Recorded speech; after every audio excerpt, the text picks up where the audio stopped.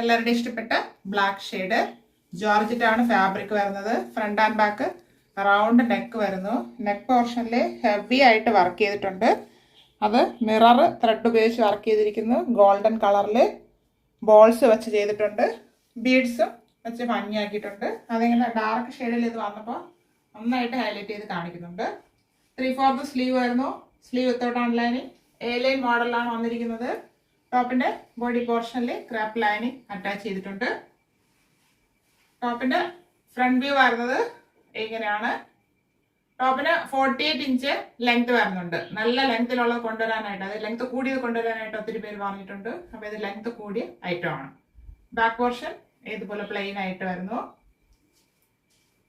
ഈ top medium to XXL സൈസിൽ available ആണ്. Medium, large, XL and XXL.